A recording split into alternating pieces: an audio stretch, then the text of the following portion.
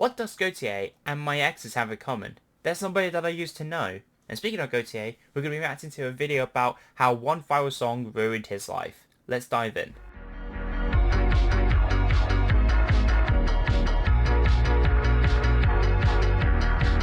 The song might have been clicked on over 2 billion times, but how somebody that I used to know impacted Gotye's life is much less widely known. I felt quite depressed a lot of times, and so that sort of started to really seep out into how the whole of my life was feeling. We'll give a highly detailed description of how unexpected fame affected him, what role it played in his choice to quit music, and why Gotye's humble nature makes his fate extremely saddening. He simply didn't know the song would get so popular, which isn't surprising since his previous songs were even rejected by local radio. People wouldn't consider playing my records on commercial radio stations. Gotye therefore began uploading his music to YouTube, where he'd gained 250,000 views on his 3 most popular songs, and while this was still insufficient to make an impact globally, I was disappointed when my last album, I couldn't find, say, a label to release it. there was one single song that was about to change everything. Gotye had spent 6 months writing the world's most relatable breakup song, which he almost scrapped before its release, as he couldn't find the right female singer. Imagine if he did scrap that song, then this video would not exist, and the song that made him viral would not exist. Like, that's just weird to think about, is that if Gotye did not release a song, this wouldn't be a one-hit wonder.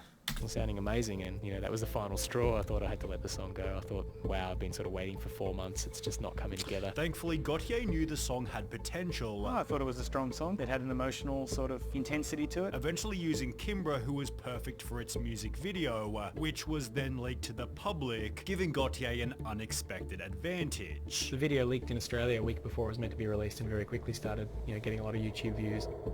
Wow. As mentioned, the song racked up over 73,000 views before the week had even finished, aided by viewers who simply couldn't stop hitting replay. Yet again, I've listened to it non-stop all day, like I've done for the last 5 days. I've watched this video over 200 times in the past day, no joke. Then it must have been a big hit then. It must have been a big hit then for the song. Imagine just saying, I repeated this song 200 times because it's a hit. Then it's good.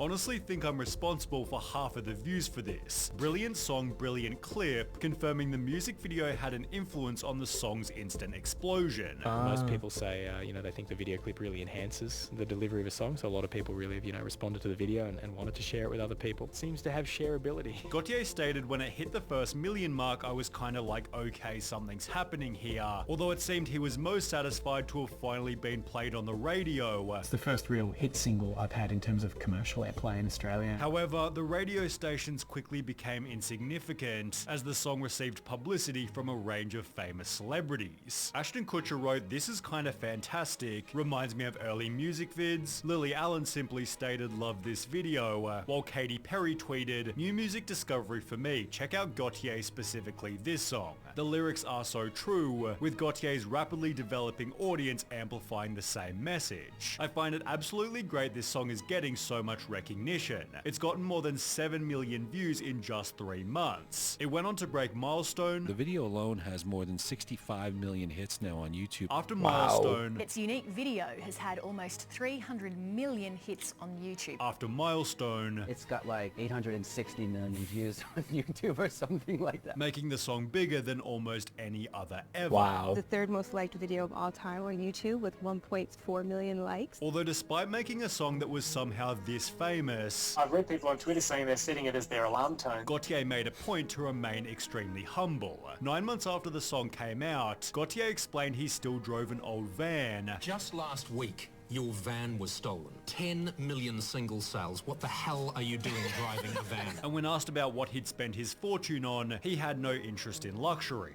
What is the last huge thing you bought? I haven't bought anything physically big. I really hoped it would be a new van. In a different interview, Gotye was questioned, what is the best thing that happened last year? to which he'd respond, It probably wouldn't be something to do with her marker of the success of my song or my album. More something like a really great swim I took at Summers Beach near where I live. Which might also explain why he refused ads on his music video stating, "I'm not interested in selling my music. That's the reason I don't put ads on my YouTube channel," which seems strange to people in today's climate, but that is a decision you can make. I'm like that with all my music. I generally never want to cinch my music for products on ads, meaning... Interesting. So he's really doing it just to get some like exposure, but he doesn't want to make any money from it, which is very interesting, because if he did make money from this, then this would have made him a millionaire, maybe about £10 million or something, $10 million or something.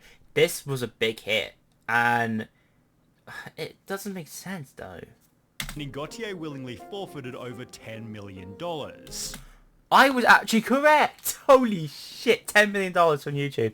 That would have been insane. That would have helped him out so much. It added that he freely licensed his music to students making films, and would even spend his time mentoring people learning music, which was supported by a Reddit post reading, "I sent Gotye a link of one of my tracks for the hell of it when I was a bit drunk. He actually responded and said he liked it. What a great personable dude," attaching the original email to prove that he'd told the truth. Wow. In the comments, a different person shared the story. We threw a few emails back and forth, and in my last one I said I'd say hello to him at his upcoming show. Anyway, the tick sold out before I could get one, and when I told Wally, he offered to put me on the door list. I can't say enough nice things about the guy. Gotye also gave a shout out to over 100 fans who'd covered the song. However, it'd be through these covers that Gotye first revealed his fame and success had its own list of downsides. Been a bit burnt out, like seeing another remix, another cover of the song. It's like, Right. you know, and a lot, you know, some are okay, some are quite average, and so I was a bit over it. With covers such as the Star Wars that I used to know gaining over 30 million views, it's no surprise Gotye began to feel like he couldn't control the song. Hearing a lot of bad remixes and edits on commercial radio around the world, like it's so far out of my hands that maybe, you know, my stage name is being badly represented by all these other people doing really crap interpretations of my song. Yeah, to be honest, any song right now could be used for a parody, and it could be very shit. There's so many bad ones out there, especially a lot of the Minecraft ones. They're just like really cringy, very horrible, and it kind of really puts me off of the original song if I listen to it.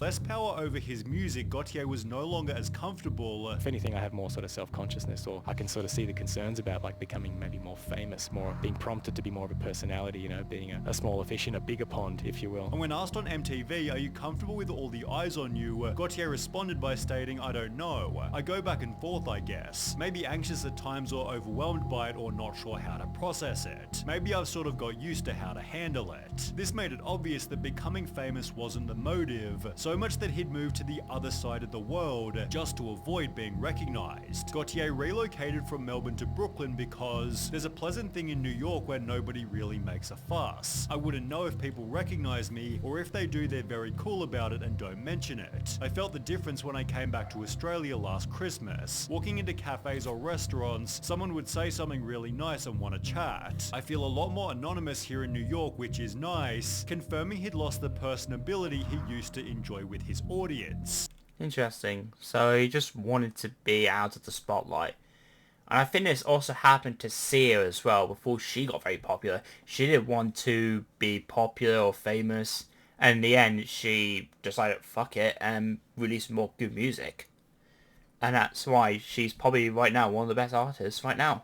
When things get to a certain scale, when things get sort of maybe too big, it's really hard to keep it personal. Kind of feels more disconnected to me than when, say, I was making tracks in my bedroom. This seemingly only became worse after winning 3 different Grammys, where during an interview afterwards, he'd reveal another way he was suffering from success. I sometimes felt a bit self-conscious about it being such a big song, being one that is about people who don't seem to be able to work out the differences, and the fact that people sort of celebrating that seemed somehow incongruous to me for a while. Gotye feared his song might have been adding to global relationship dissatisfaction. I feel a bit self-conscious about that because there is an aspect, you know, a lot of the song is quite angsty, and, you know, there's a bitterness and a jadedness to it. I'm not sure I really want to spread, you know, that greater sense of angst or dissatisfaction with failed relationships. Which was in addition to the thought that his song was annoying the world. The song is really overplayed and probably saturated to the point of absurdity, where I feel like it's out of my hands, but I'm some kind of annoying presence, an audio presence in people's lives that they would prefer not to have there.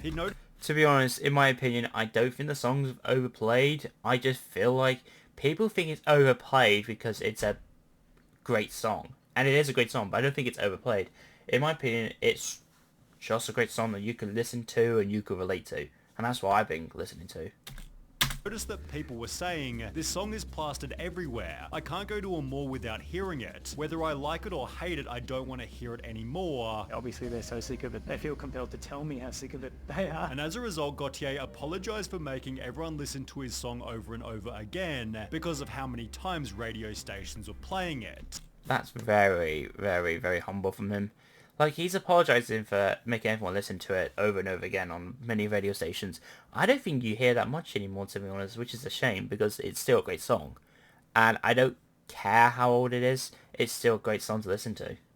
He'd also have to deal with a phony news story claiming that Gotye had died, and with completely unrelated YouTube comments such as, RIP Gotye, now you're somebody that we all used to know. Oh, for fuck's sake, that's terrible.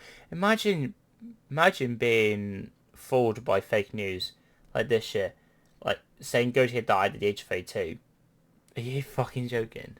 Imagine falling for that. He'd be forced to clarify on Twitter by simply writing, I'm not dead. It seemed his only solution for avoiding the public spotlight was to book an extended American tour. However, his live performances came with a new problem, making his life even harder. They really do leave after they've heard the hits. Especially in America, I found. What have they got? Yeah. They've got to rush got my home. money's worth. Gotye noticed that the rest of his songs weren't quite so popular. Some people love some songs and hate others, which is just the way it should be, probably. And perhaps nothing reinforced this more brutally than his 2012 Coachella performance. An article explained that after playing his hit single, Gotye performed the rest of his songs to a noticeably smaller crowd, the reason for which was explained by two different people on Reddit. My friend said when he performed at Coachella the year he blew up over this song, it was the first one he performed and then the crowd just left. Lol, I was there for that and can confirm that I left after hearing that song. That's the curse of the one-hit wonder. Yeah, to be honest, if you are a big fan of Gotye, you would still listen to the rest of his music, and then you just see a lot of people just leaving after his big song, which is somebody that I used to know. Like, it's just a shame because his other music could be sick, and you never know. Gotye seemed unconcerned about this being true. I mean, people ask me, like whether I worry about being a one-hit wonder. I'm kind of like, I don't really mind if I don't ever really have a big hit like that, because I'll get like, well, I've had that experience. That's what it was like. However, it was clear that his future music's performance was still heavy on his mind. That was such a big hit. What's next for you? Not as big a hit. The question came up in so many different interviews. Does the pressure of somebody that I used to know haunt you when you're writing new songs? Gotye made it seem as though he was about to make new music. I'm only going to start writing new stuff this year. However, when asked about whether he can follow up the track with another smash hit, Gotye responded, I don't know. Time will tell. I don't know whether I can or whether I want to. He clearly didn't work. That ending, whether I want to, really makes you think. Is he actually thinking of quitting? Too well with deadlines. You're not afraid of waiting. You're patient. You really want to get it right. But after 2 full years passed with no new music, people began to post, I wonder what happened to Gotye, while the original music video filled with comments such as, Gotye, alright guys, see you tomorrow. Last online 8 years ago. My man's dropped the fattest banger in history and dipped. Now he's somebody everyone used to know. However, by this point he'd actually appeared on television, where he was asked the following question. When's the next album coming out?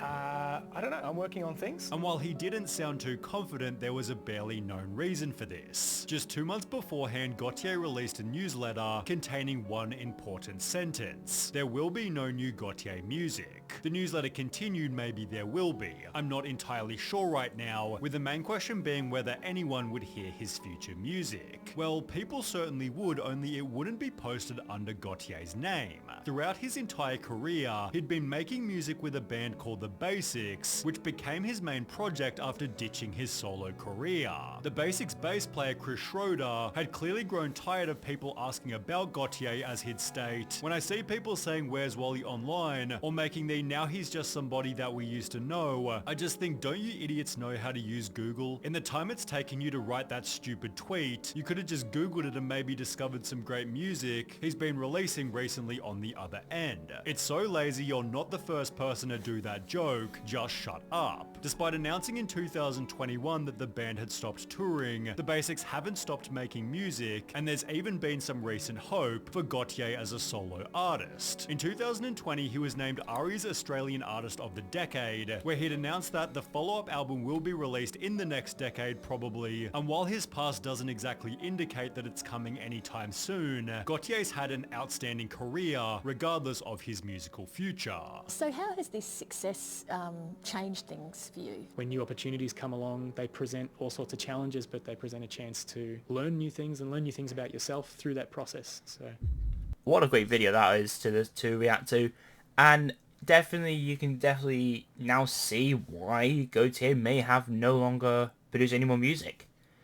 Like, it's a shame because his music could be sick, but we never know, unfortunately. But at least he got some awards and he got some exposure, and that's it. But if he doesn't want to make any more music, then that's up to him. Thank you guys so much for enjoying this video. If you enjoyed this video, always leave a like. And also subscribe to the channel if you're new around here. We're on the road to 600 subscribers. If you have not subscribed, what the hell are you doing? It's free, dude. Hit the button down below. Thank you guys so much for watching. I'll see you guys very soon. Peace!